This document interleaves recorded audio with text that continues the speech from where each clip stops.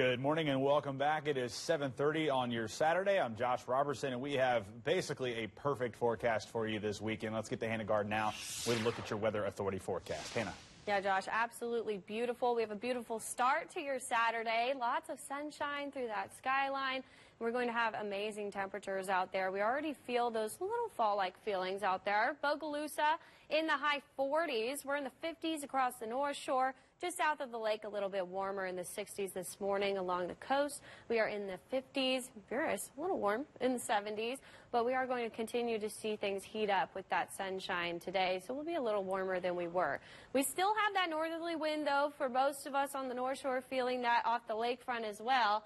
Most of us are quiet this morning, though, and that muggy meter is not too bad. We are still very low with those dew points, a little bit muggier on the west bank this morning, but it is going to be an absolutely beautiful day. Hopefully you do have plans, maybe you're tailgating, whatever you can do to get outside, because those northerly winds are going to make it feel nice, even though we'll heat up into the low 80s with all of that sunshine. Then by the later hours of the night, we'll see those temperatures dropping fairly quickly, and this beautiful weather is going to carry over into the rest of the weekend and really through next week. But you can see tomorrow almost into the mid-80s if you're tailgating for the Saints. Any events you have to go to, it is going to be absolutely beautiful. Not too hot with those northerly winds. So we'll stay dry. The remnants of Ian go up the northeast coast, and we continue to see those northerly winds at least through the end of the weekend into next week. Maybe some cloud cover moves through.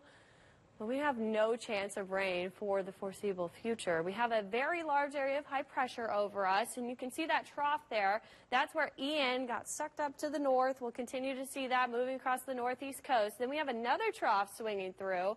Now, this is not going to make its way all the way to us. We're going to get this westerly wind off the high pressure to the west of us. So that's actually going to heat us up, maybe even a little bit above average, but we're still going to have those nice fall-like temperatures. It is the 1st of October, so here's a look at September. We had a long stint above average, one record-breaking day, and then the end of September was well below average. We're 77, our average is 85. So we were feeling those nice cooler temperatures. We're going to continue to be a little bit below average as we head throughout the start of the work week. Like I said, that average is 85. So by the time we get to the end of the work week, we start to get those westerly winds. We could be slightly above average into Thursday and Friday, but still mid-80s is feeling very nice, and those overnight lows are not going to be too bad. This is where we should be into October, 85 degrees, 70 overnight lows. By the end of the month, it's really going to start feeling nice. Those averages into the low 80s, overnight lows into the mid-60s, and we see things cooling off quickly as those days get shorter and shorter. And we're well below average on that precipitation over the month of September. We've been dry the past week. We're not going to see rain this week as well, so we'll continue to see that pattern.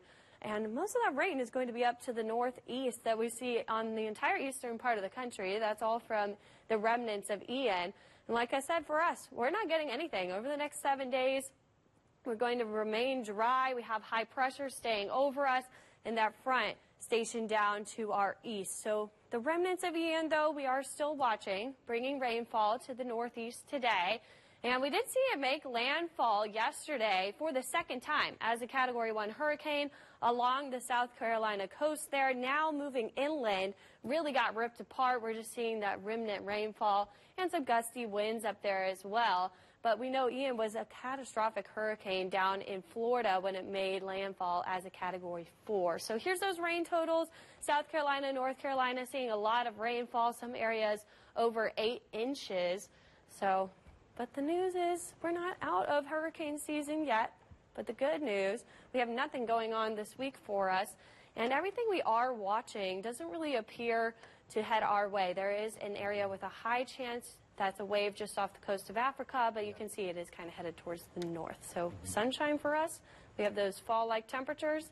It's just going to be a beautiful weekend, an absolutely beautiful weekend. And I don't know if it's just me, but when we get to this point in the hurricane season, I always notice that when storms do form, they all seem to kind of like push upward, and I don't know if there's any science to that at all, but that's just what I always see. I just always see them kind of like that one. I mean, we know it's likely going to form. There's a high chance, but then you know, probably going to push up towards the Atlantic, you know. Yeah, well, and that depends on the upper level patterns, like we've shown you all season, how we have steering with those storms, and some of those climatological things, like we have a large area of high pressure that's been over the Atlantic, so a lot of those have been steering up towards the north. So that's the good news. That area we're watching doesn't look like it's going to impact us. And enjoy your day today and tomorrow for sure. All right, thank you very much.